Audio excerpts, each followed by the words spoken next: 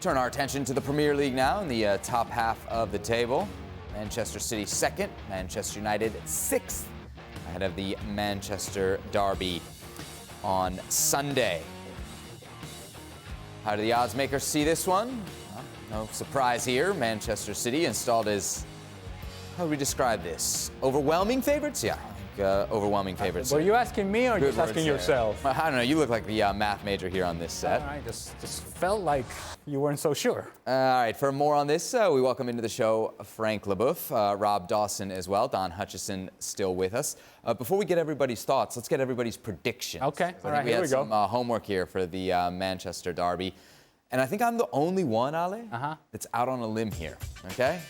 Man City, Ale says 2-0. 4-0 says Frank. 4-0 says Don. 4-1 says Rob Dawson.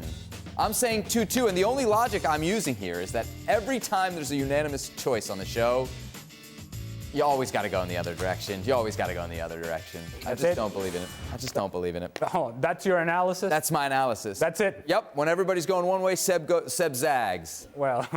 Don, what do you think? No hope here for Man United? That explains a lot. Listen, Seb, I said a couple of weeks ago, you asked me the question, what percentage would I give Chelsea getting something out of the City game? And I went 0, and they drew 1-1. So I've learnt my lesson. I'll give Man United a 5% chance this time. I thought they turned the corner. I was on commentary last week for the Fulham game. They went 4 wins on the spin, and I thought, right, they've turned it. They've found a bit of form. Last week against Fulham, right back to square one. They were pedestrian. They were slow. Marcus Rashford, who's come out this week and said, you know, that he loves the football club and he backs himself and don't question his integrity. We're not questioning any of that. We're questioning the performances and the lack of effort. That's what we're questioning. And there was a lack of effort in the Fulham game from him. There was a lack of effort and determination from the captain, Bruno Fernandes. So going into a Man City game when De Bruyne has just had 4 assists and Erling Haaland scored 5, hardly any chance of United getting something out of the game. And definitely not Manchester United right now. So with all the concern that we have about Marcus Rashford, and I think going to talk about Bruno Fernandes as well, you know, diving for nothing like we all know he likes to do, and the strengths and the mindset of the team, which is at the level below everything comparing to what that club can offer. I don't see any match between Manchester City and Manchester United. So again, if Manchester City decides to smash Manchester United, it's going to happen.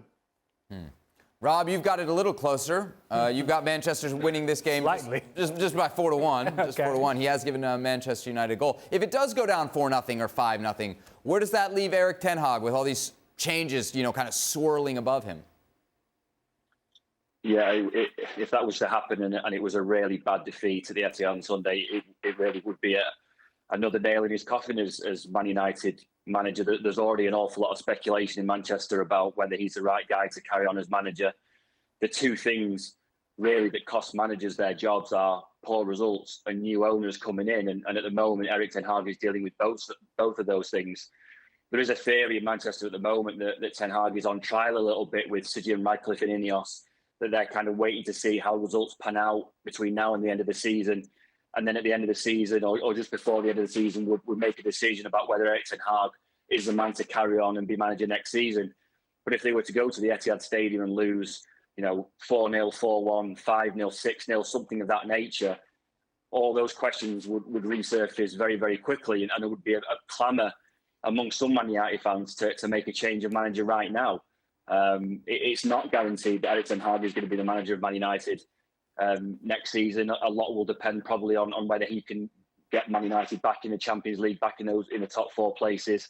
But a heavy defeat to Man City against your Manchester rivals really would be a very, very dark day for Erik. Doubts about Erik ten Hag's future. Rob, what about Marcus Rashford? We've all seen the article in the Players' Tribune talking about his commitment to Manchester United. I wonder, what's the response been to what we've seen from Marcus Rashford or heard from? Let me read you the quote first. Quote, "When I make a mistake, I'll be the first one to put my hand up and say that I need to do better. But if you ever question my commitment to Man United, that's when I have to speak up." Again, this from the Players' Tribune. in light of a few controversies, more than a few controversies over the last couple of weeks, Rob. Where does this leave him? Yeah, I mean, obviously Marcus is well within his rights to say what he feels. And if he feels he's getting harshly treated by the media or by fans on social media, he can say that. But you can't kid football fans who watch the games every week. And Don is right. You know, he mentioned before that there have been occasions this season where it's looked like Marcus Rashford hasn't been putting in the required effort. There was a game at Newcastle in December where he was incredibly poor and got taken off in the second half. There was even an incident in the second half against Forest on Wednesday, a game that Man United won, where the United fans behind the goal perceived Marcus Rashford to be putting in a lack of effort, and they got onto him and they started to sort of shout and scream at him. There have been a number of incidents this season where the fans have looked at Marcus Rashford and said, you're not putting in the required effort. And Man United fans, they don't expect Marcus Rashford to score every week. And obviously it's been a poor season, goal-scoring rise for Marcus. He's only scored 5 goals compared to 30 he got last season. But the minimum that they demand from their players is effort. And there have been occasions this season where he just hasn't been putting in that effort. And the essay that the Marcus Rashford has penned and the quotes that you just read out of there, they haven't gone down particularly well among Man United fans because they don't care about the talking. What they want is to see that effort on the field. And they want to see it particularly in a Manchester derby on Sunday. And if he was to go out on Sunday and play in the same way as he has been doing, again, it wouldn't go down well. You know, these Man United fans are sick of talking. They're sick of hearing Marcus Rashford talk. They want to see evidence of all this commitment that he talks about. They want to see evidence of that on the pitch. I wonder who advises these players and tells them, you know what would be a good idea? It's for you to write a letter. A letter. Huh? Where you go after the people that have questioned your commitment. Right. When you were out on a night in Belfast. Oh, right. That's right. And you missed a game. Right, because you were so committed. Yeah, yes. Correct. Yeah. So committed. But if you write a letter, then everything goes away. In the end, players at this level, at the professional level, they're evaluated on one thing and one thing only. And that is performance on the field. No letter is going to get you out of trouble if indeed fans believe that you're not giving the very best of yourself and the very best effort possible. No letter is going to make that better. In fact, to the point that Rob was making, it's going to make it worse because it's going to highlight it time and time again. And so fans will go, well, what about the letter? You told me in the letter you put in the commitment, but you're not sprinting the 10 yards that I need you to sprint. Marcus Rashford, do yourself a favor. Just perform on the field. Stop with the talking. Stop with the writing. None of that is going to resolve the issue for you. Don, no matter who's the manager, there's talk of a clear-out this coming summer at Manchester United. If you were in charge, would you keep Marcus Rashford?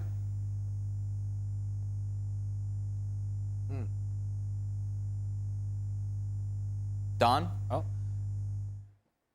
Where's his commitment? Where's Don's commitment? Does he need to write a letter? He doesn't want to answer. Rob, what do you think? Is there a chance Manchester United could move him? Yeah, there is certainly a chance, I would say.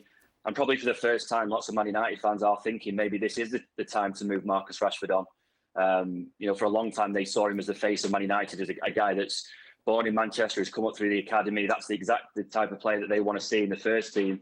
But for the first time, some Man United fans are thinking that maybe he does need a change of scenery. Maybe this is the time to move him on. The interesting point with that is that Man United have got financial fair play issues. And the one thing that solves those is to get rid or move on academy graduates, because when you move those players on, it's pure profit because they've got a book value of 0. So if you were to get rid of the likes of Scott McTominay and Marcus Rashford, that would boost their summer budget by an awful lot. And if you're talking about Sir Jim Ratcliffe coming in and overhauling that squad and trying to get that squad to a level where they're matching Man City and Liverpool, the one thing that would boost that budget beyond anything else is to find someone to take Marcus Rashford on.